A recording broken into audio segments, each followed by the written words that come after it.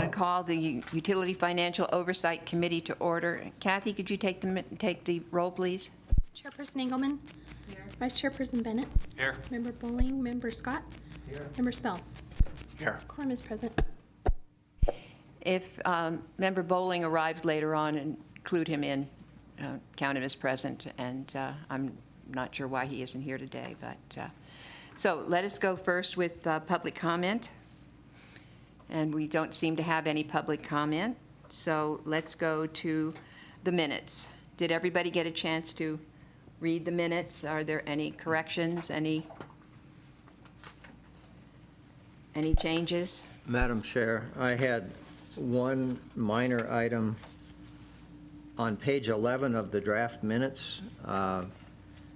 The first large paragraph, third paragraph down, the second line, and I think it says, after 10 years, how much mediation are we really going to see?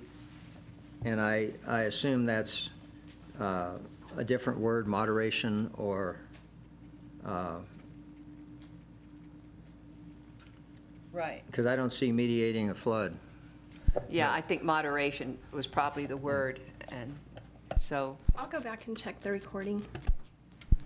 Yeah, Mike misspeaks once in a while, so. Yeah, I could have.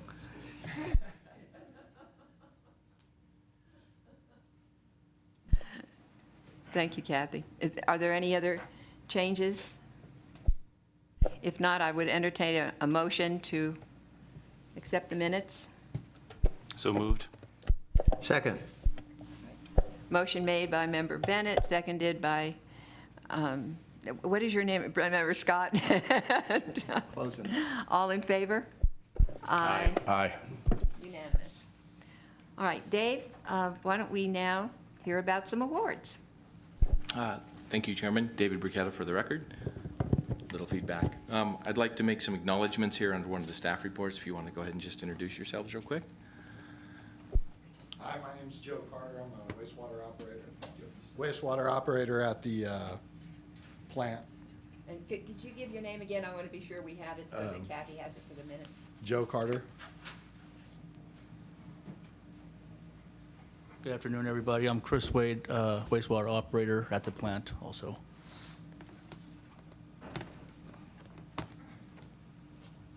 Hello. My name's Randall Gray. I'm the plant supervisor at the wastewater plant.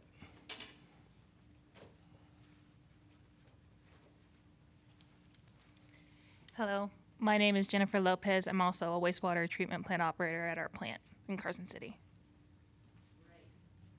So glad you guys could be with us today. So, I'm sorry. I'm so glad you guys could be with us today. If you want to go on, I didn't have my microphone on. thank you. What I wanted to do was, as part of the general staff overview, anything that impacts budget. And obviously, we've had a lot of accomplishments this year, and I want to recognize staff for their hard work and what they've done. Joe was awarded it's called the NWA, which is Nevada Water Environment Association, Plant Maintenance Technology for calendar year 2016. Joe also, he started as a mechanic and moved into operations, and he recently just obtained his Wastewater Operator 2 certificate through the state. Chris Wade, he joined us a little over a year ago, and Chris already has his Wastewater 1 certificate, achieved, passed the test. Congratulations. Jennifer, she was the Operator of the Year Award for Northern Nevada this year through NWA also. That was a significant event, so congratulations. And then the treatment plant itself was actually awarded it's called the George W. Burke Jr. Facility Safety Award. We have a lot of construction activities going on, and we achieved award, so Randall's going to take that as part of the award process. There's a lot of things going on at the plant. We've talked a lot about the plant upgrades, but in addition to that, some of the new things we're doing, we have some new hires in the last couple of years. And this is some of the staff and things that we haven't been involved with before, but we're getting engaged now to help the community and our peers understand some of the progress that we're making at the plant. So on April 16th at the NWA conference, Joe and Jennifer did a facility upgrade presentation. September 16th at the American Public Works Association conference, Joe and Jennifer also did a facility presentation on the facility upgrades. September 17th, they were invited back, coming up here, to the APWA presentation to do a discussion about our secondary system, the bioreactors, and they're going to do a presentation on that also. Randall and our project manager was invited up to UNR, and they did a presentation to the civil engineering class about some of the milestones that have happened with this project. There's a magazine that's part of the industry process. It's called Water Spot Magazine, and in the summer issue, Jennifer issued a paper in that and was published, and that's about the plant upgrades. And then Jennifer also submitted another one that's going to be coming out in the fall issue, also about the plant upgrades. So at the sewer plant, there was a lot of significant things going on, a lot of activities, and I want to recognize them for their hard work. There's also two, unfortunately, the water crew couldn't make it. Brandon Mathiasen obtained his wastewater D4 certificate through the state, and Joe Rea promoted to a water tech 3, distribution tech 3. So I want to say congratulations. Thank you all for all you do. Yes, Congratulations. let me say how proud we are of you, because we're only as good as people like you make us, okay? It's you guys who are doing the work and allowing others, such as others sitting around taking the bows, but you're the ones who are actually doing the work, and I want you to know that we know that, and we appreciate it. I'm so glad you got awards. I'm sure they were well-earned. And, you know, at some point in time, Dave, if you think one of these presentations would be appropriate for us, I will leave that up to you and, you know, see if we schedule something on one of our meetings. But I'm so glad to meet these people and so proud that you're working for Carson City. Okay, so you know, we don't have a certificate to give you. We don't have, or pictures to be taken like at the Board of Supervisors, but I want you to know that we do appreciate you. We appreciate it very much. Thank you. Yeah, thank you. All right, All right. Thank you, guys. thank you. Nice to have met you. Yeah, same here.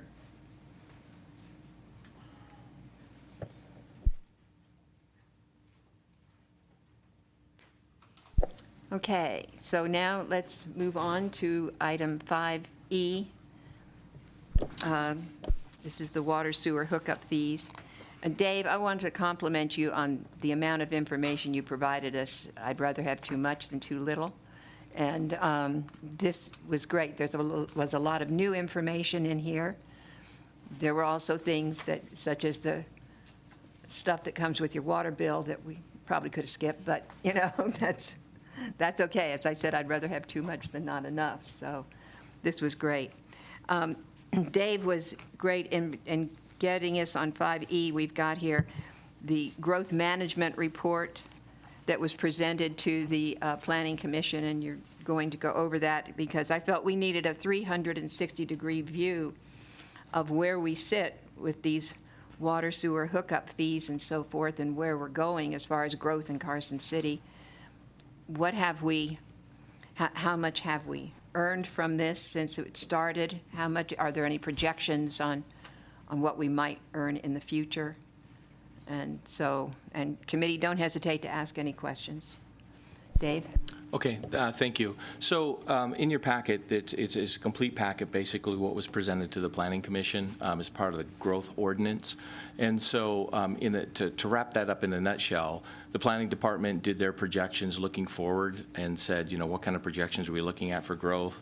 There's a lot of good information in there on building permits, where things are heading, the ratio between single-family, multifamily, good information. I won't go back and repeat any of that. If you have any specific questions, I'm happy to answer them. But as it pertains to water and sewer specifically, as late material submitting, it just provided the committee members to the attorney and set back there. But I kind of wanted to talk about some of our connection fees, because as we look at growth, in the water and the sewer, we both said that both those divisions were able to accommodate a 3% growth that was given to the Planning Commission. And the late material that you have right here is just a total of 4 pages, but 2 pages from our municipal code. The first section is 1203.030, which is the schedule of sewer connections and hookup charges. And what you see there, number 1, is it talks about CERCs, which are the sewer equivalent charges, and how they're spelled out to each of the individual classifications of the properties.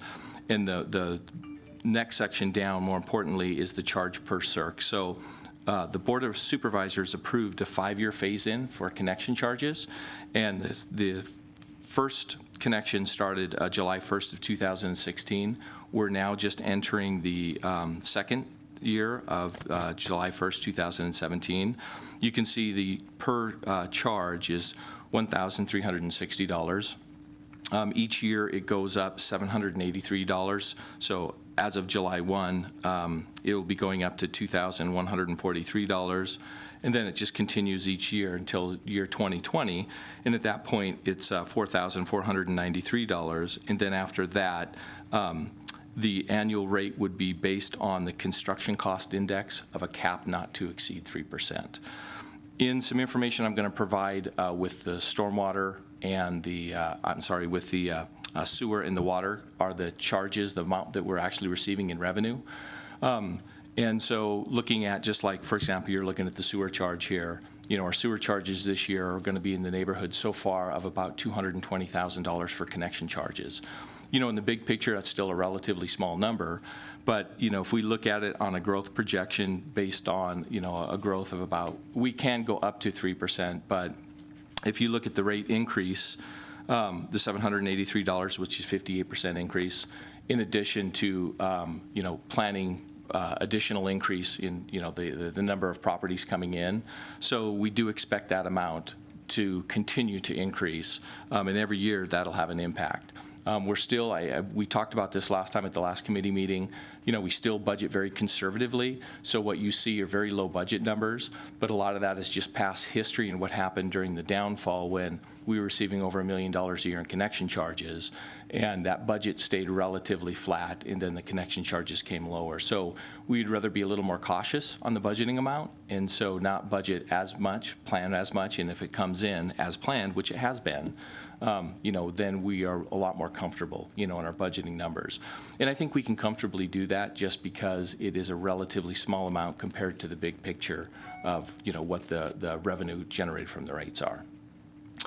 So the first page talks about the sewer connection charges, and then the second page talks about the water, the work charges, the water charges. And that one's a little more complicated because for the water, it talks about meter sizes. Most residential are 5/8 meters, some residential are 1 inch meters.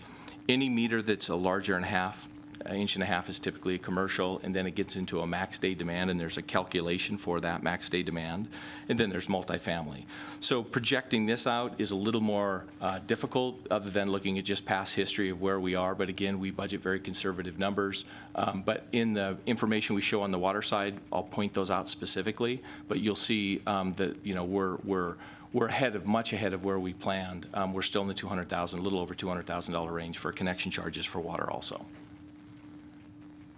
And with that, if you have any specific questions, you want to know about connection charges or maybe what was said at the Growth Management Committee, I'd be happy to answer anything. Yeah, David, could you refresh my memory? What was our water connection charge prior to the raise? We have $783, I think, was the sewer, right? And then, is that what the original rate was? And then it went up, and what was the original rate on the water? It was in the sevens too, wasn't it? I'm sorry, I don't exactly remember that. I can get back to you on that, but I don't remember what that number was. I think they were smaller, Mike. That 783 is a delta between those 2 years. Oh, okay. If I recall, it was in the mid-5s, I believe. It was really low. And prior to that, it was 10 times that amount, because it was and it was 5,500 or so, and at one point it was reduced by 90%. That's right. Now I remember. Thank you for that memory. So what happened, it was in the neighborhood of 5,000 plus. And then during the recession, to help stimulate, the concept was, let's cut it, basically remove a zero, so go down to 500 for a charge. And then as part of this was a 5-year rate plan to get back to where the connection charges should be. Thanks, David. So, Dave, one of the things I know that happened last year was we had a flurry of building permits that were filed just before these water rates went up on the hookup fees, particularly with residential. But I was curious to know whether or not, I mean, one of the things we hoped to do with the commercial was to stimulate commercial construction and so forth. Do we have anything showing how much commercial build out as far as the water sewer connection fees are concerned? In the growth management package, there are some charts in there, and it talks about the number of building permits issued, and we're back to approaching the near historic levels that we had years ago. I'd have to go back and look in that actual ordinance. There was a line graph that showed that. But the number of permits issued are significantly up. And so is it likely that right now we're seeing more permits being pulled before they go up again this July 1st?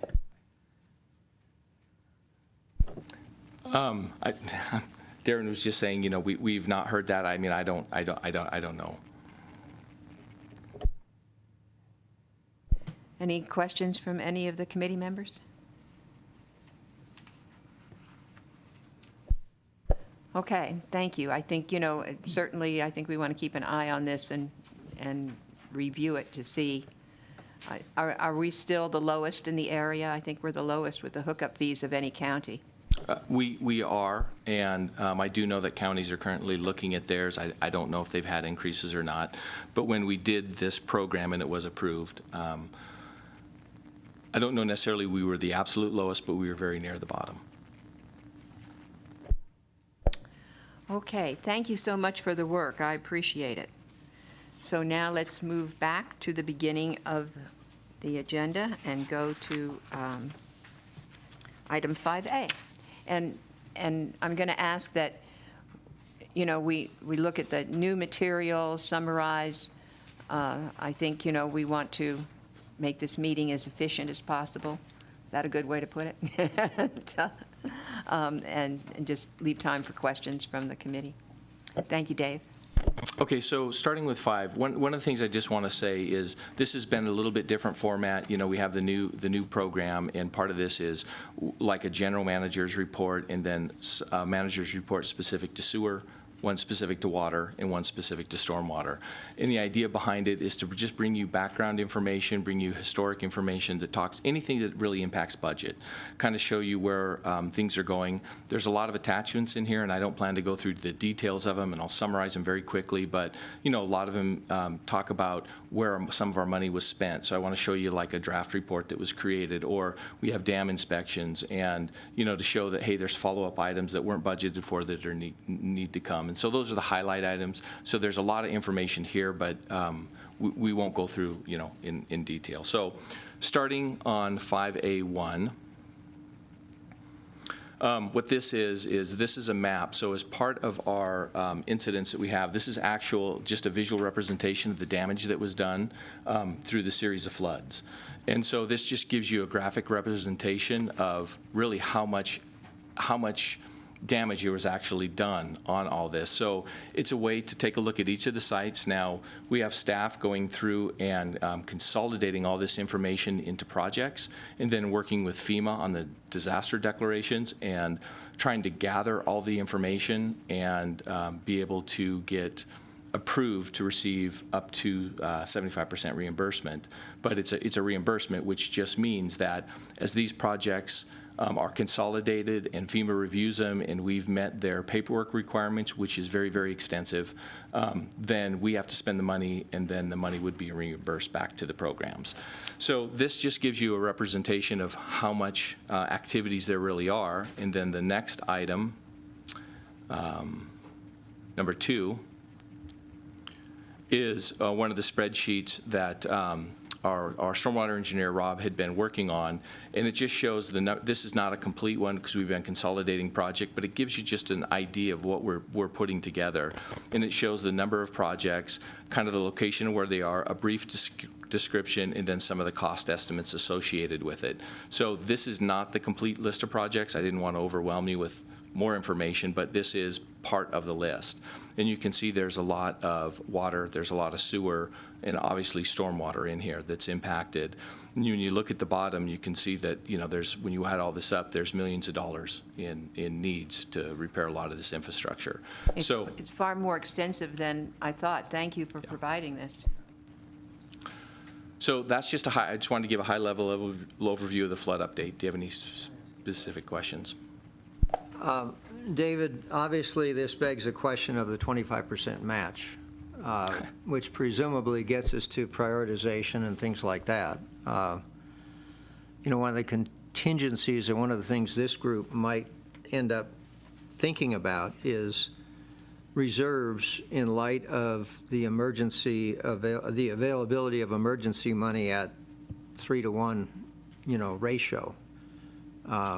Because I would assume there's probably streets and I assume open space and parks in here too who have other funding sources. But we may be faced with a request or a suggestion to review the reserve situation, with water, sewer, and I guess possibly storm drainage, if matching FEMA monies is a higher priority than not doing the repair.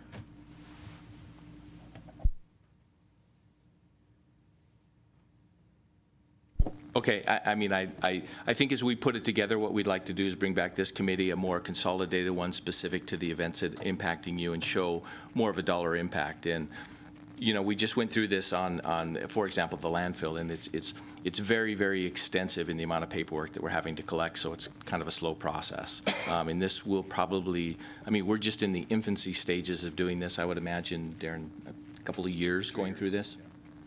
So it's going to be a very long process, and we can bring back to this committee as part of that discussion, and then, seeking the board if there are additional funds needed. Yeah, I guess just to follow up,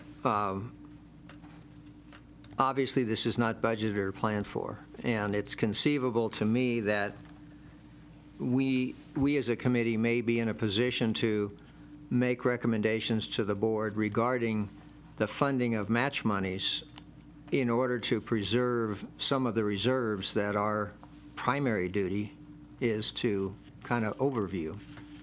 And so, and if it's a multi-year situation, there may be the ability to potentially plan for and budget for, from a general fund perspective, or a contingency at the city budget level, elements that relate to some of these. Because as we've seen pretty clearly, our capital reserves in the utilities are minimal at best and dismal, particularly in water. And I think it may be that there's going to be some value in helping to make sure everybody understands that taking money out of contingencies in the utilities may be even more short-sighted than not having much of a contingency to begin with.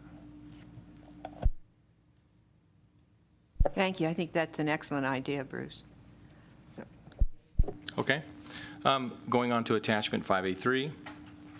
And so one of the things I just want to show on this was put as a placeholder, and I got a call from finance the other day, and this is the same information that was presented before, and I stressed finance out because they said, oh my gosh, you're presenting the same information. We already went through this. What I was trying to say here is that this is just an update, and one of the things that we committed to is after the last meeting, there was some confusion on what it meant for system reinvestment funding. So one of the things that we've done is we've gotten together with our financial staff, finance, member Spell, and kind of reviewed this and went over this and helped get a better understanding. And we're in the process of trying to get some definitions and then bring it back to this committee so there's a clear understanding what system reinvestment funding is and what kind of reserves should be left here and what this information means. We're not ready yet to present this information. The idea behind fiscal policies is we present them during budget time, but I wanted to bring you up to speed to let you know that we are working on it.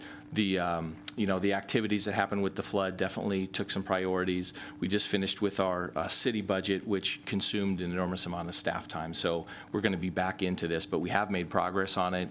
And the idea is we'll bring it back as kind of an update during the next one to say, hey, we're on track with this, and make sure that that's how you would like to see this information.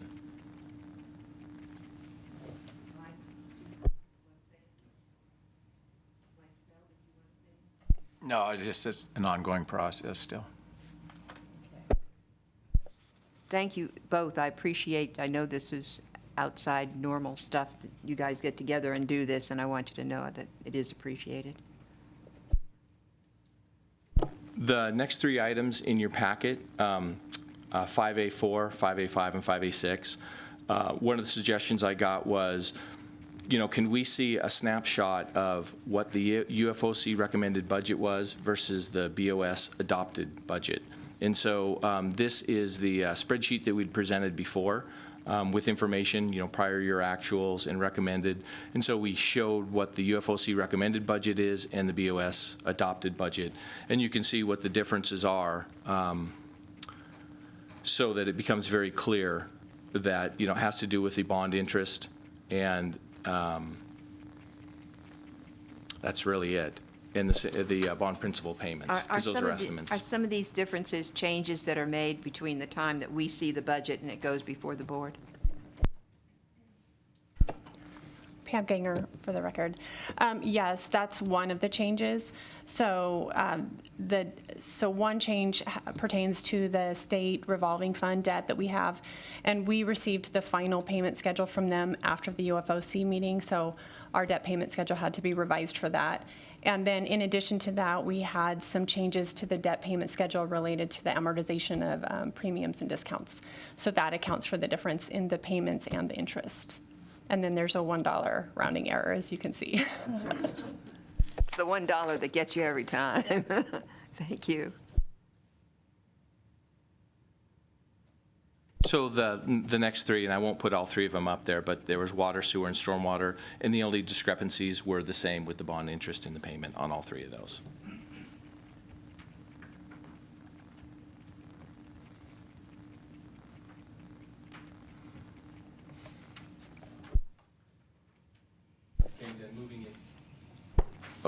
And then moving into the next one, this is a spreadsheet that we use internally at Public Works.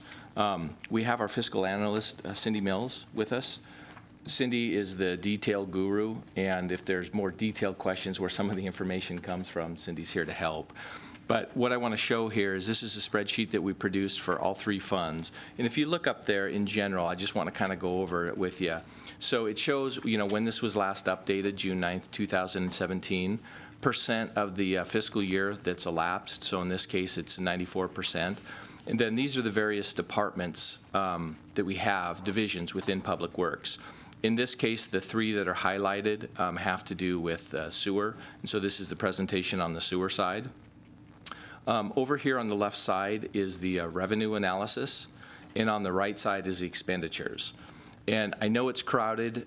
It's part of our program that we just use internally, but it gives you a snapshot of where we are line item detail using fiscal year 16 actuals, the approved 17 budget, where we stand with the current expenditures, and then where we are over or under.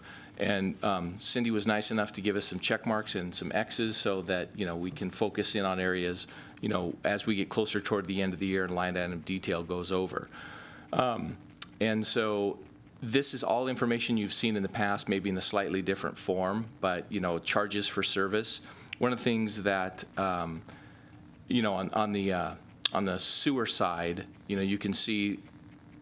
I'll get to connection charges in a minute, but on the sewer side, we have user charges and we have fixed capitalization. And that has to do with the two types of revenues that are coming in through rates, the fixed component, and then on the commercial side, we also have a variable component. And so in this case, the variable is the user charge, the fixed is the fixed capitalization. But, it gives you a flavor, are we over or under on it, and, how are things looking comparatively. Everything else, unless there's specific questions, pretty specific for the charges to service, the bond proceeds, moving down into the various investment income.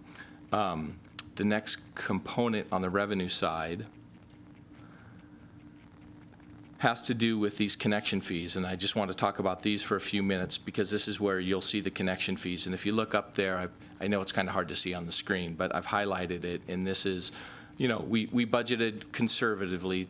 The connection charges, in our current rates, there's one connection fee for sewer.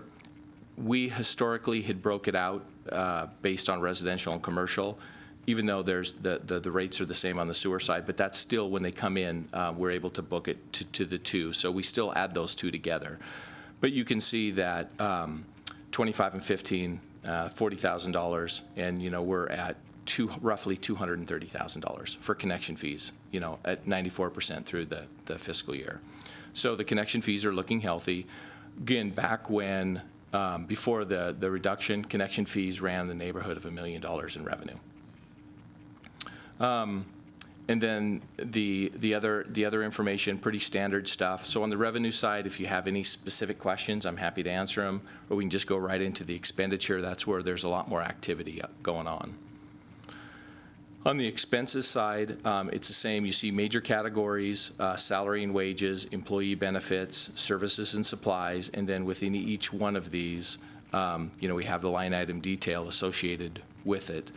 Looking under salary and wages, obviously some of the X marks, what does happen is some of these line items can go over, and then, you know, we'll have to transfer money within an expenditure to be able to cover that expense. But as we get toward the end of the year, use, for example, overtime, which is the number is .01-11 overtime. So you can see that prior year actual was 46,000, current budget is 41,000, and we're almost at 70,000, 28,000. But, you know, the main contributor to that is, one, you know, infrastructure problems, but two, really a lot of the stuff happening with the construction activities.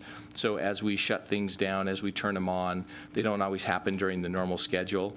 As we put new components online, things don't always behave as expected. So there's a significant amount of resource that the staff has to spend going through that process. Looking down at the employee benefits, most of those are very standard items. I see we went over on foul weather, but I bet that's the first year we've done that.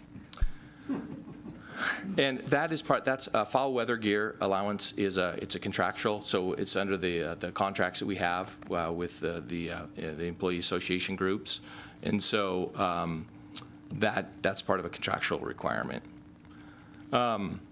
Looking at the services and supplies, you can see there's quite a bit of activity going on there, and for the most part, these line items actually look very strong. Equipment maintenance and repair, .0330. That one's always been a challenge, again, but we see that, you know, as the new infrastructure comes on, we'll still have a lot of old infrastructure, but the major components will be updated, and that will be easier to manage through that process. Going down to the second page. Some of the line items, you know, you'll see operating supplies. There is some overage on the operating supplies, and one of the things one of the big items in like an operating supply is just processing. You're going to see in, I believe it's the next slide, but one of the slides coming up is the amount of groundwater that we're treating at the treatment plant. We're seeing significant, you know, inflow and infiltration, and that's going to impact our future plans. It impacts our operating expenses because we're processing nearly 2 million gallons more a day just in groundwater coming in through, you know, pipes. So a lot of these items will be a direct result as, you know, the conditions that we're faced. But when you go down to the bottom, you can see the green check mark at the very bottom, which is a very positive thing, grand total. In that, well, let me go up to services and supplies. Everything is still within budget. You know, we stick within that group, and everything is still within budget. So you know, we're approaching toward the end of the year, and you know, our expenditures have been very consistent with what they've been in the past.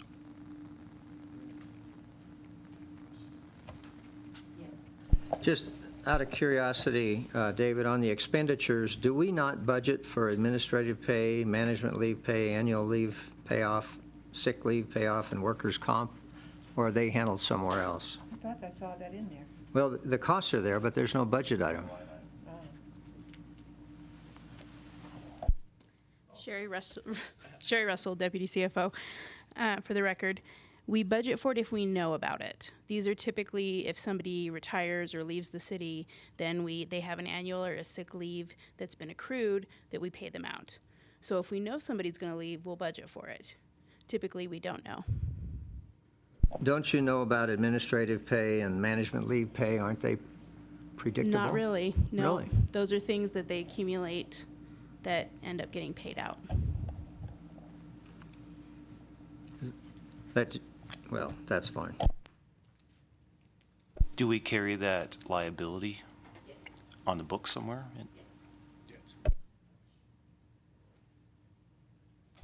Can I ask a question? Mike, Isabel?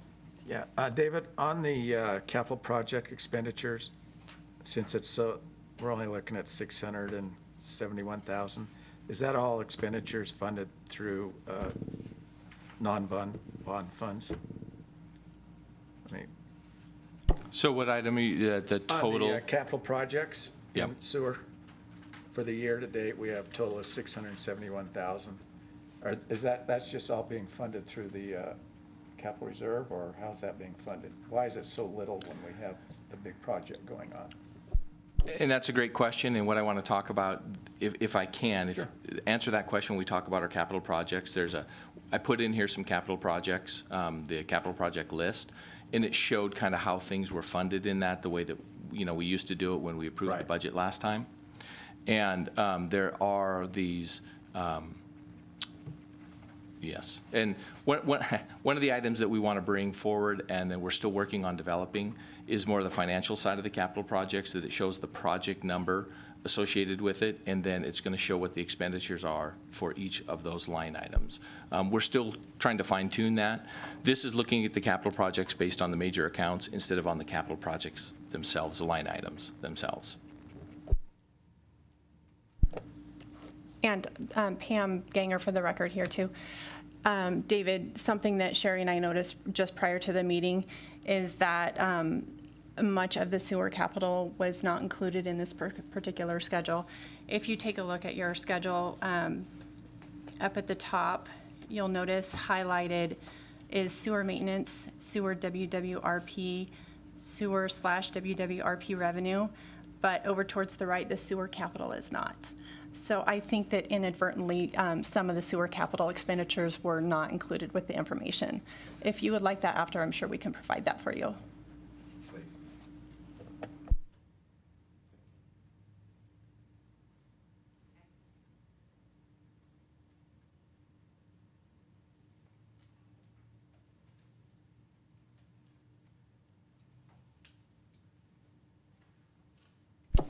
So what this, the next item, which is 5B2, this is for the sewer, the capital improvement plan for the sewer itself. And we're talking about this fiscal year currently, so fiscal year 17. And one of the items that we don't have as part of this presentation, but we will develop, and that's what I was saying, is pulling out the individual items. So you see the whole thing here, the 5-year capital plan, but we focus on that current year. Some years we do have carryovers from previous years. So we're putting together a capital projects spreadsheet that will be able to show that in a lot more detail, so that we'll be able to watch these projects as they go and look at what the percent spent is and how much we spent, how much was from the previous fiscal year. But what I just wanted to get on here was an introduction that we want to start talking about capital projects. We were asked that once in some of the previous meetings, can you give some fiscal updates on these? And that is our plan to do it. This one, we have not completed that yet, but what this one did show, and the reason I wanted to include it, was it does show how the capital projects are funded by the rate revenue, by the system reinvestment, and then by the bond proceeds.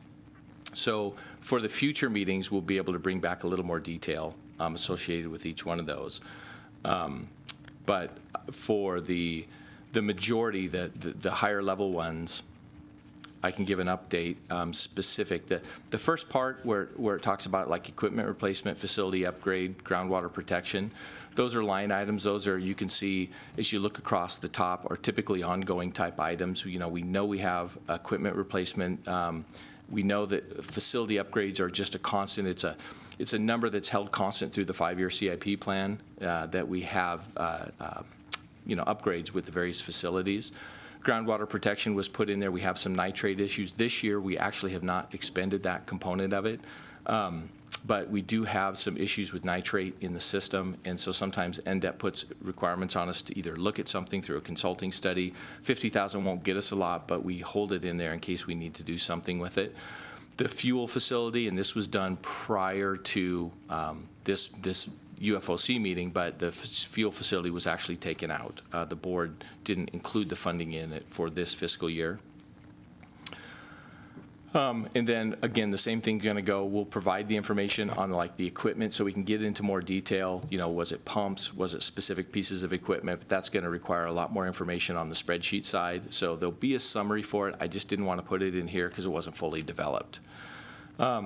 Looking at the down below where it was funded by system reinvestment, the $1.8 million, you know, we have a list of capital projects, and if you've noticed the west side, there's been a significant amount of activities done on the west side, and that is ongoing, and we've expended that in addition to the components. There's carryover money down below where it talks about the WRRF Phase 1A and 1B. Those will be continuously ongoing. With that project, we are ahead of schedule. We're on budget. We're ahead of schedule, and you know, we hope to have a lot of the major equipment started up actually this summer. You know, it was planned to be completed the following December, and we hope to have substantial completion done by probably the spring of next year. So we're definitely ahead of schedule. And as part of that, we're going to be talking, the next slide's going to be moving right into the next, what was just approved, we call it the fiscal year 18 capital improvement project, which is the next step, the next phase in the treatment plant upgrades. And I'll talk about that in the next slide. But I just wanted to give a high-level overview about this and say that there will be more detail coming.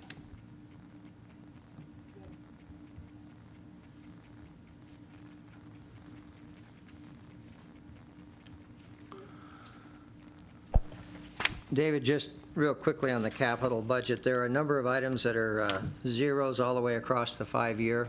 I assume if you had more, you would be able to spend it?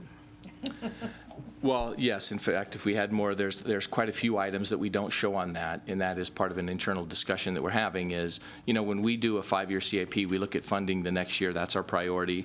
And then we identify things that need to be done in the following year. There's a relative priority to those. Doesn't mean that we put fiscal years on them with some money associated with them. But depending on priorities, depending on needs, depending on failures, sometimes those do move around. But we do fund the following year, the next year that we're asking for approval.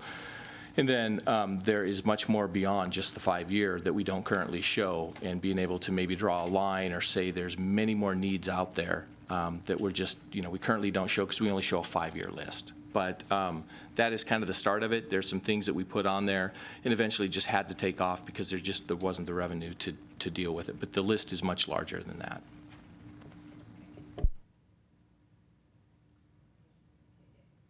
Okay, and then this was the graph that I just wanted to put in, the next graph. And what this shows is since the first of the year, so down here on the bottom, this just basically shows the dates. The 2 lines have to do with effluent flow. This is effluent flow, wastewater effluent flow in million gallons per day, 2016 and 2017. So the blue line just shows last year what we were processing through the year. The red line shows what we are processing this year. And you obviously see a significant difference between the two, which is inflow and infiltration. So you see these very significant peaks right here where we're pushing over 10 MGD through the plant. That is huge. These storm events had a significant impact, and Randall and his crew did a great job holding that plant together because, you know, there was flow. So you see these peak flows come in during the storm events, and now we have basically the groundwater coming in through the pipe system, which is part of that repair rehabilitation system that we've identified that we're working on, you know, repairing and slip lining and replacing pipe. But even through, let's see, this is through, so as of the 19th, you know, we're still processing a significant amount of groundwater. So there's going to be increased costs in pumping. You know, we're pumping more to Brunswick. The positive side out of this is I don't think we're going to need to supplement this year. That's positive. You know, we're at 100 degrees today, so I mean, there's no crystal ball. Who knows what's going to happen? I'm just saying the indicators are we're probably not. But we do have a very good reserve now that's up in Brunswick Canyon. Now, of course, the more we put in there, the more common occurrence we have with the leaks through the process. So it doesn't just stay up there. As you go up in the elevation, you have more surface area, more evaporatory loss. But it's also an electrical cost to put it up there in the winter. So we had a lot more cost in pumping it up there, and now we're bringing it down through gravity to the system. But what I want to show here was the plant is taking a significant amount of flow through it. You saw that in the operating numbers. Yes, sir. David, how do you feel you are sitting with regard to identifying sources for rehabilitation and infiltration inflow reduction? Do you still have quite a shopping list of things to rehabilitate, or are you still working to identify the major sources?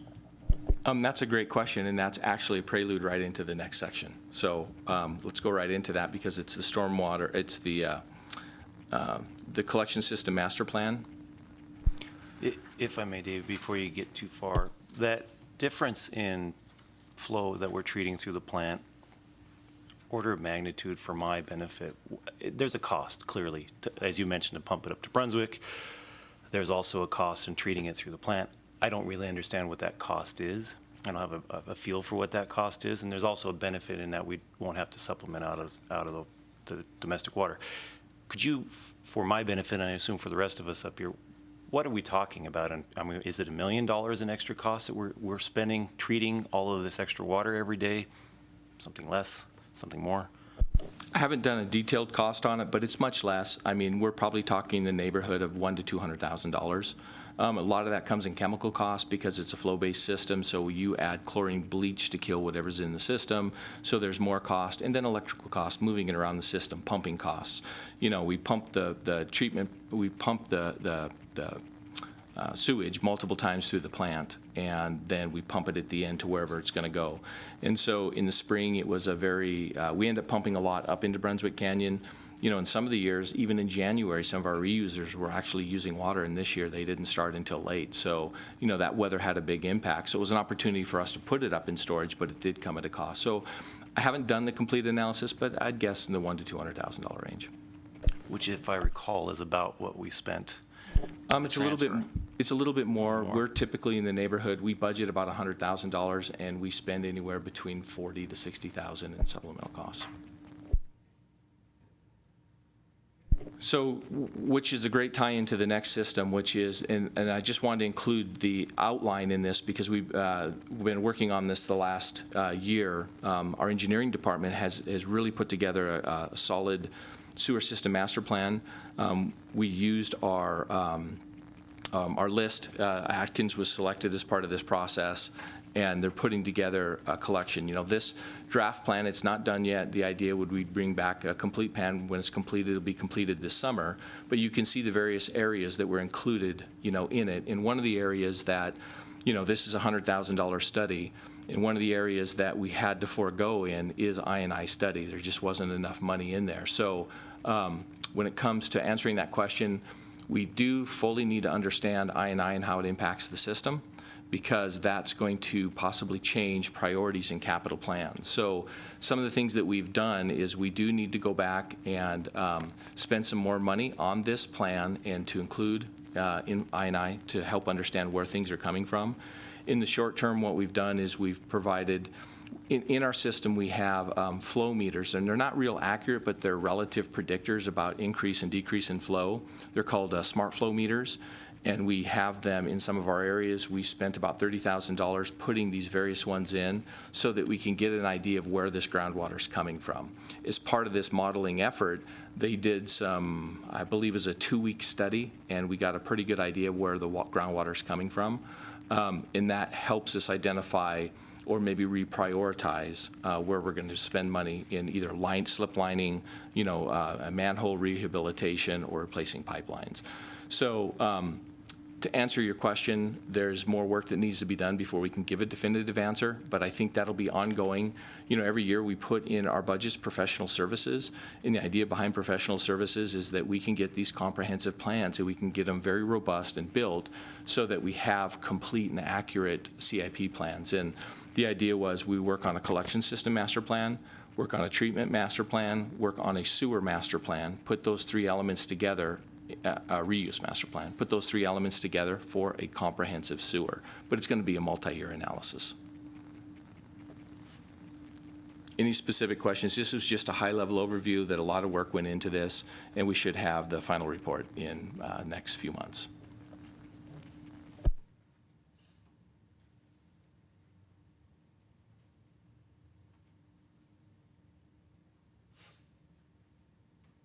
So are we moving on to water now? 5B5. Couple more on sewer. And so all I included on the sewer one, again, because it impacts money. So we have 5 dams throughout Carson City. And some are water, some are sewer. I just attached one of them every 2 years, about every 2 years. It's supposed to be on a rotation where we get an end-up inspection. And so this is the inspection that we received back in December of 16 from the Brunswick Canyon Dam. And not great detail, but we get these inspection reports, and now we have to go, they're fix-it tickets, we got to maintain this. So now we have to go spend either capital or operating dollar, professional service dollars, things that we don't necessarily plan for, and that's where some of the money goes. And this is just an example to give you an idea. One of the items in here that will have a pretty good consulting cost to it is that it says we have to update our plan, our emergency action plan. It's been quite a while since it's updated. Well, now FEMA, as their new standards, require a whole different set. So it's not just updating phone numbers, it's a significant undertaking. So there'll be expenses associated with that. So without going through great detail, I just want to show this is just one of 5 that happens within water and sewer. Moving on. Number 6, this is an NDEP audit report. You don't have to go through all the detail. There's quite a bit of work here that needs to be done. So as part of our wastewater treatment plant, we're required to have a pre-treatment program that's done because of our size that's required through the EPA. It had probably been 10, 12 years since we had our last audit. We just had our audit. There's quite a bit of things that we have to do out of that. 2 of the big things I just want to emphasize out of this report is that one thing is that once the new plant's built, as part of the pre-treatment requirements, we're going to have to go in and we're going to have to update our standards that we have in our municipal code. So we're going to have to bring on a consultant and go through that process about the treatment plant. That's a requirement through this. The other thing is that it's really kudos to staff and all the amazing work they've done because and the EPA's basically says in here that, we're 3 people short just in the pretreatment program, and they compare it to Northern Nevada. And so I'm not asking for people, but, it's been recognized that we have quite a few tickets, and that ticket's a direct result of being short-staffed, and that's in the report. So, but these are the type of activities I just want to include in here so you get a flavor as we come back and ask for other things, why we would be asking. And this is helpful. Thank you, Dave. Okay. Moving to the next item.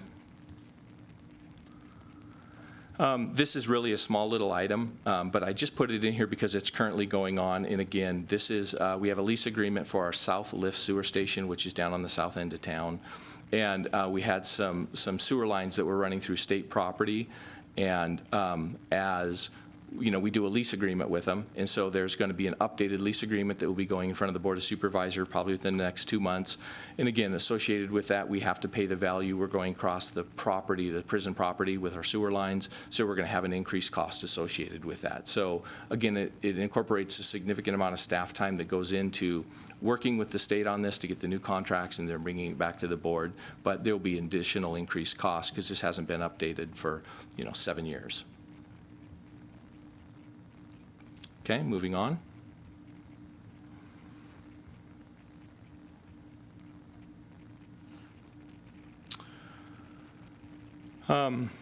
These next 2 items, and I can just talk about them together, but I just wanted to bring you up to speed what's happening with the next phase of the water resource recovery, the treatment plant, and that is we're going into the fiscal year 18 wastewater design. So we brought on a firm that we just awarded a contract to for about $1.2 million for design for the next elements. In here, the details of what those elements are.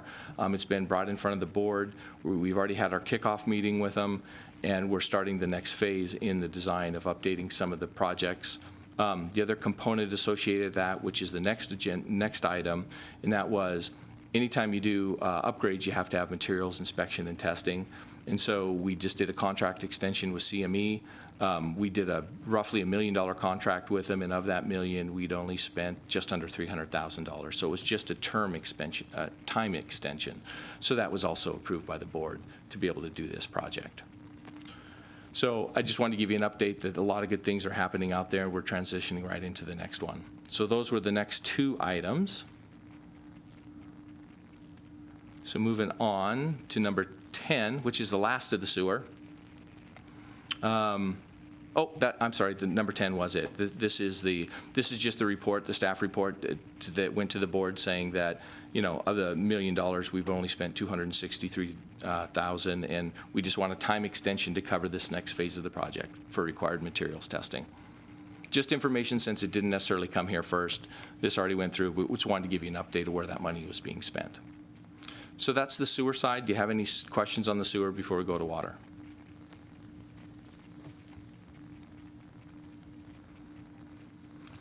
Okay, on the water side, 5C1. Oh, And in the water, Dave, because the board finally got around to an agreement with Douglas County and so forth, I imagine that will have an impact on our budget figures, won't it?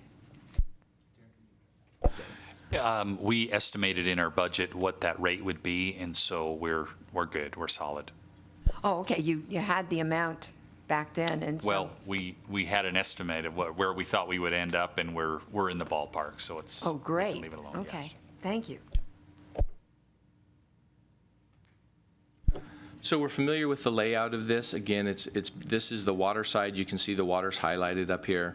You know, it shows when it was updated, 94% through the year. The left side is the revenue, the right side is expenditures. And on the revenue side, the two main components to look at would really be the .01-00, and that column just, I see now, needs to be extended, but it's a service charge. The budgeted amount is 6.3 million. And then 3 or 4 down, which is the user fees. And what those are the base rate. The base rate is the user fee, and then the variable rate, or the component charge of the water, is the service charge. And the reason I just want to point those two things out is that you know, you can see that the budget, you know, where the actuals, we were budgeting a little bit of an increase. It does look like we're a little bit low, you know, on the volume side. It's still, you know, trending down. We're seeing that as a pattern, you know, obviously trending down, the component side of it. And we've had multiple discussions about the structure of the water being the base component and the variable charge. Moving down, looking at connection charges.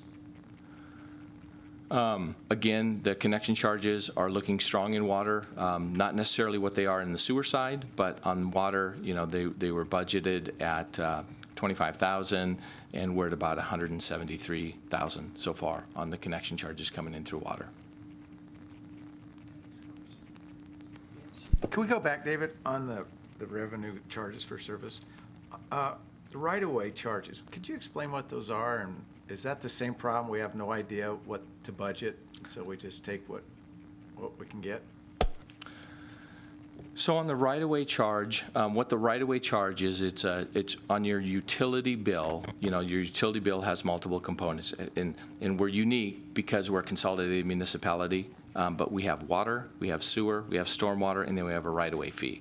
Right-of-way fee is a 1% of the total water charges. So if somebody had a charge of, you know, $100 in water, 1% of that would actually go back to a right-of-way charge, and then that right-of-way charge goes back to the general fund. Then why don't we budget that line item? Do you have thoughts on that? Sherry Russell, Deputy CFO, sorry, for the record. So we don't budget it in the water sewer fund because it is transferred to the general fund, and we do budget it in the general fund.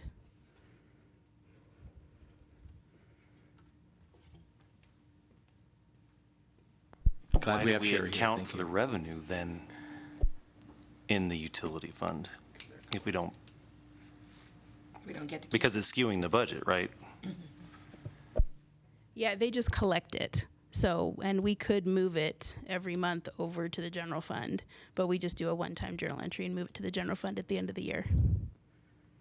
So when retail collects sales tax, they get to keep a portion of that for the collection. Can we figure out? Never mind. Okay, and then looking on the expenditure side, again, it's the same format that we had seen before. And, you know, there's, I don't know if I think it's probably simplest if you have a specific question, you know, I'd be happy to answer any of the detailed questions. There's none that stand out as being significantly over, that we'd have to do a line item transfer.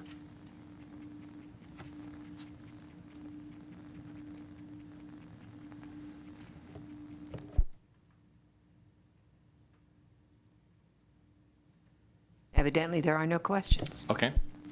So then, that's the update. If you know, if you have additional questions, when you get a chance to look more at it, please let me know, and I'm happy to answer them. Going on to 5C2, this is the capital plan. And one of the things that it does show here is, again, we're looking at fiscal year 17, which says fiscal year 16-17. The items that we have listed here, quite a few of these items, because, you know, we planned for increased revenue, and quite a few of these items have been put on hold just to ensure that we have the revenue sources coming in for them. And that would be like, when you look at the capital projects funded by system reinvestment, you know, we are doing the quill treatment plant rehabilitation, $250,000. We just finished putting up the generator program up there this year, updating the generator on it associated with it. The Foothill East Booster Station, that's to service the southeast side of Carson City, and we're at about 25% design right now on that project. The water line replacement program for $100,000, we'll easily spend that. We're focusing in right now on the north, it'd be the northeast side of Carson City, the Viking Street area. There's water projects going on right now for those. Well redrilling and the well rehabilitation program, those have been put on hold right now to ensure that the revenue that comes in is going to be able to cover these, and the same with the east-west transmission main.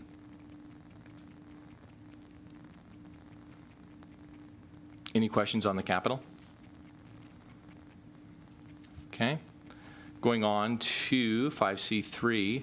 And this, I was waiting for another report, and I decided not to include it in here. And Chairman Ingman, the water quality report, I get it. Thank you for your input. Here's a picture of what are the water main breaks. One of the activities that happens, and I just wanted to include this as part of the media release because this was a significant event that happens, but since the beginning of the year, you know, we put these breaks into our system, and sitting over here, I didn't include in the packet, but, you know, it's a 30-page document that shows all the water breaks that the water department goes on, from little breaks to big breaks, and unfortunately, most of them seem to be the bigger breaks, but this is one that actually shut down 2 of the schools associated with Carson, so, you know, it was a significant event. But we were able to get it fixed. We have everything back online running by noon that afternoon. But the report shows just since the beginning of the year, there was 111 reported water leaks that our crews responded to. So that shows the significance and the importance of just trying to get some of this infrastructure. And I know we're struggling on the water side, but trying to get some of this infrastructure replaced. If not, we're in a reactive mode trying to fix this stuff. So really, that's all. I didn't include the report, and it just gave more details. But we spent a lot of time doing water repair leaks. Next item. David, is that picture, was that asbestos cement pipe that cracked in your Bath Street leak? Yeah, no, that wasn't. That was another one. But yeah, okay. That was. The next one is just a quick little update on the when to water. I mean, obviously, Public Works, Carson City supports, you know, prudent watering practices. You don't hear the media as much. You don't hear Tumwa. You don't hear California. You know, the big drought, everyone conserve. But clearly we have seen that's a pattern, you know, and that pattern is continuing to sustain itself. But in our municipal code, it's defined, and this is just a pamphlet that we hand out, we put in the water bill every year. And it's nothing new, but I just wanted to emphasize to this committee that it is actually in our municipal code that says, you know, these are the watering restrictions, the days you can water, can't water, the times you can water. And there are exceptions to that, and if people call in, you know, we're able to grant exceptions based on certain circumstances. But I have gotten quite a few phone calls on that, and, you know, we don't, they're asking, well, if you need more revenue, but we do recognize, we do want to, you know, support prudent water practices, and that the other component is it is in our municipal code. So how is this enforced? It's enforced through typically bringing on a temp, seasonal temp, or multiple seasonal temps. A lot of it is done through just reporting. People will call into Public Works and say, you know, my neighbor or somebody's running their sprinklers. We'll go out, we'll send people. You know, there are actions we can take. We'd prefer to educate people than take an enforcement action. And that is just notifying people if they're not home. We can leave information saying we've been out there, you might have a water leak, you know, or they left their sprinklers on when they shouldn't have. But this year we have not brought on the temps, and so we're relying more on people for just kind of self-reporting as part of this process, you know, to help sustain some of that budget.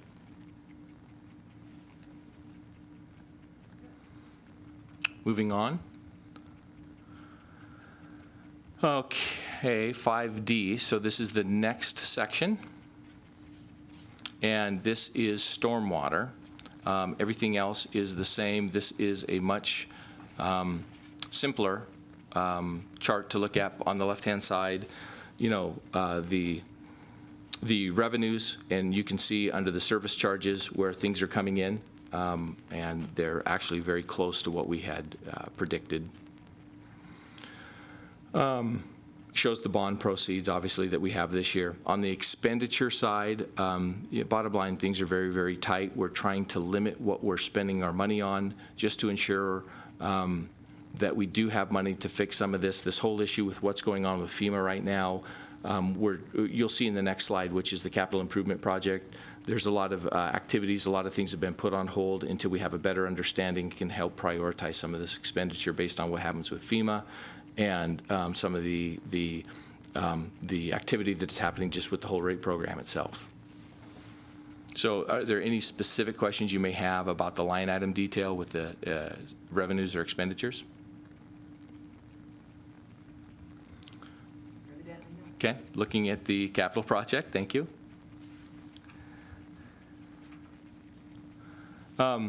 Pretty simple. There's a lot of things that we couldn't do. The Kings Canyon project, for example, we can only do in the fall because of some impacts to the migratory birds.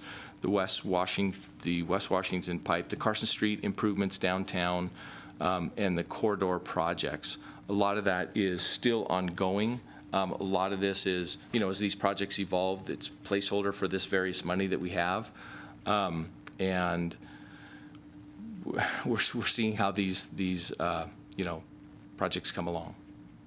Not a lot of detail associated with these, and you can see the, you know, the future years. That's part of our rate program. Looking at the next item for stormwater, I just wanted to bring this because this is it's just a draft. It's just the first couple of pages, but as we talk about our NPDES permit, we're in the next phase of it. We went through public review, public comment. There'll probably be a presentation, I would imagine, in the next couple of months for an adoption by the Board of Supervisor for the next phase, the next requirement from NDEP. Anytime, you know, when we started with a certain phase, every time there's new permit requirements that come along with it. So Rob and staff are trying to balance time with the FEMA requirements and trying to get this out the door to meet the requirements. We will get this out of the door. You know, we have a whole timetable on this. Part of it was trying to work with our partners and do more of a regional plan, and that's what we had been working with NDEP, but everyone's in the same boat as us, and that is they don't have the resources to be able to collectively put this together. So pursuant to direction through NDEP, we're going to be updating this by ourselves on this. So this actually should be coming forward in the next quarter or so. We're just about complete. And then the last item. Oh, this is the growth management with the charts and everything. So we covered that one first. So that completes it all? That does. I'd be happy to answer any questions. Committee, any questions? At our, excuse me, at our last meeting, we made some recommendations regarding the storm drainage utility fees, and the Board of Supervisors had a hearing, and my understanding was that they didn't make a decision, but they asked for more information and more detail. And I guess I'm interested in the status of that at this point in time. We did. We had a presentation scheduled for them. The conversation was tabled, and then staff has been provided some direction. And the goal is to be able to provide more detail and more options to the board at the July 6th meeting. This next one coming up with some more options for them to help select from. Okay, any other questions? Then let's move on to future agenda items. That would be our September meeting, is that correct, Dave? Yeah, so the next meeting is scheduled for September 19th here in the Sierra Room from 1 to 4. And to the best of our knowledge, we don't have any exciting groups meeting right after we do, is that right? Not like today. Okay. All right, I know that one of the things I had hoped to bring to this meeting and wasn't able to, and now that the legislature's left town, thank God, is looking at some way to help some people pay their water sewer bill. And so I had hoped to bring it to this meeting. Hopefully, I will have that for the next meeting. Part of my surprise was that we already have ordinances on the books to do that, but evidently they're not being utilized, I guess would be the best way to put it. So we'll have to maybe make some changes in present ordinances in order to do that. So that's one thing I would like on the agenda. Committee, and anybody else have a suggestion?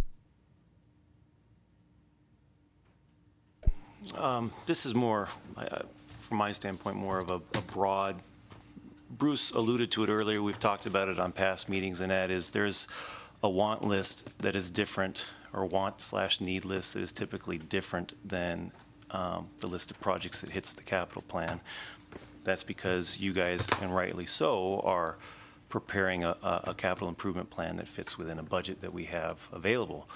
But I think by being prudent in that manner, we're also doing ourselves a disservice, because it looks like we have the money that we need to provide for the reinvestment that we need to provide into the system. But that's not telling the whole story. So I'm not really sure how to do it.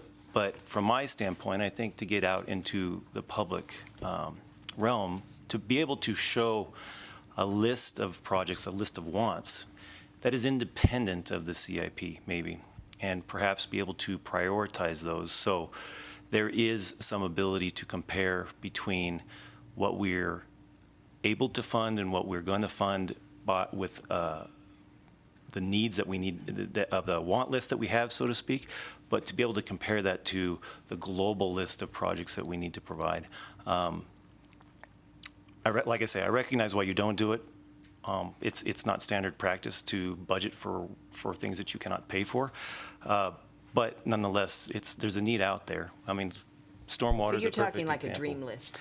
Well, I don't think I would call it a dream list, because that implies there's things on that list that don't need to happen. But the stormwater is a perfect example. There's nothing budgeted beyond this year in the CIP for stormwater. Yet we know that there's a lot of needs there. We've had the recent storm events that are going to cause cost resources through many of the funds. Stormwater is going to be one of them, and there's just not resources there to be able to pay for it. So from my standpoint, and it's not an agenda item, it's just something in an effort to be open and transparent about the needs that Public Works is dealing with and facing. I think trying to present that information in some manner that tells the story would be beneficial. I'll just add on to that. You're very correct in the process of how it's done. So when budget cycle comes around, we have a 5-year CIP for each one of these utilities that we discuss within the managers in the division and the engineers that work on those projects, and we come up with a 5-year CIP. Then, and that's the need that we need over the next 5 years. Then we get the revenue numbers, the anticipated revenue numbers for the next year, that side of the budget, and then that goes in, and then we subtract out all of the operation costs that we know about and all those line items that we talked about, and then whatever's left, that's what's going to go to capital. So then we compare that to the 5-year list that we have, and we start, well, put that all off year 6, year 6, year 6. So year 6 is a very big year every year. You just never see it. So that is the story that we have. It's not a matter of, and then when we go into next year, we'll look at it all over again, especially year 6, and what of that can we pull forward and can we actually afford to build. So there is another story that goes with that, and maybe it does make sense to publish that at some point. You know, what I have in my head, I guess, is there was, although it didn't work with the gas tax initiative, there was Mr. Pittenger had here's the amount of roads we have, here's the amount of costs amount of revenue it's going to take to reinvest in those roads, and here's what we have coming in. And it was, I mean, 2 numbers, you know, here's what we have, here's what we need.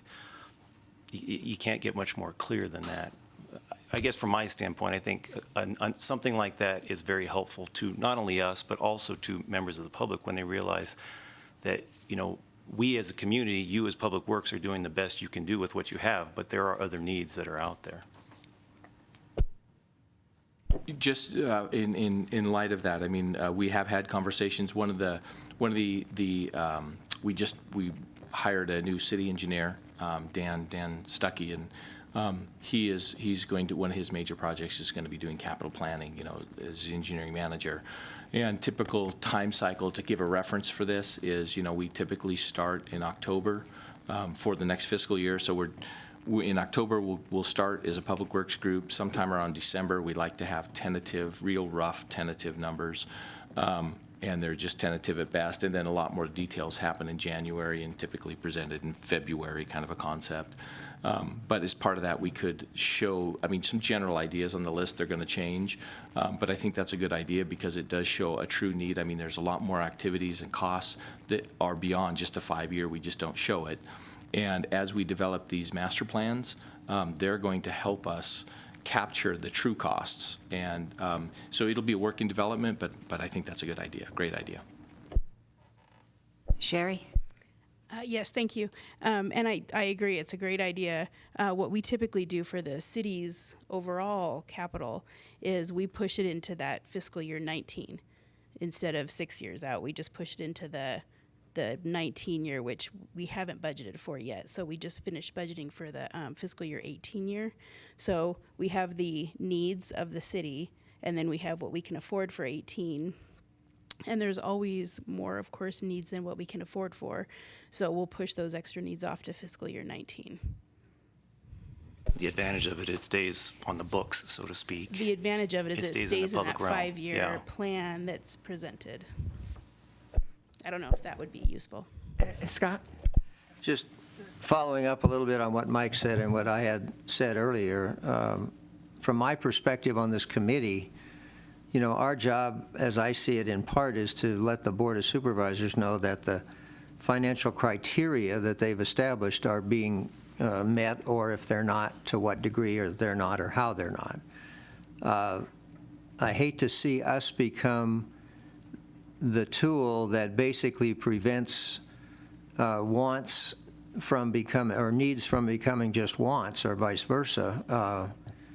You know, if we're driving the utility into the hole by keeping a lid on everything, perhaps part of our role is to assist in the identification of those needs that keep getting pushed off because there's no capital improvement money, and to the detriment, you know, for example, of the long-term cost. You know, you can look back and point fingers or say what if, but if we had a comprehensive infiltration, inflow mitigation program 5 years ago, we wouldn't be dealing with the kinds of peaks we're dealing with now.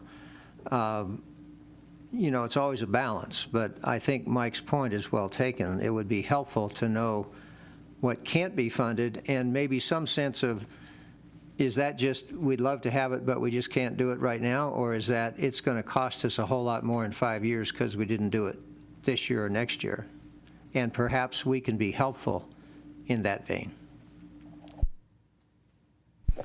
So I think that's a great idea to have put on the next agenda. Okay, let's talk about that. I agree with both of you. And, you know, I believe in what we can do rather than what we can't do. I prefer a positive attitude, and I know that the Board of Supervisors has to deal with how to pay for these things, and so, which I think we're all sympathetic to. And so, you know, let's definitely put that on September's agenda and see what we can come up with. In the meantime, and let's mark Randy Bowling is here. And, She's run a tough meeting. We're almost done, Randy. And in the meantime, committee members, if you think of anything else that you want to add to the agendas or anything you're concerned with, don't hesitate to get in touch with me and, you know, call me or whatever. And so is there any public comment? Ann is not a member of the public, so we don't count her. Okay, there being no public comment, is there anything else? I'll accept a motion to adjourn. So moved. Move to adjourn. Second. And Member Scott seconded. All in favor, say aye. Aye. It's unanimous, all five.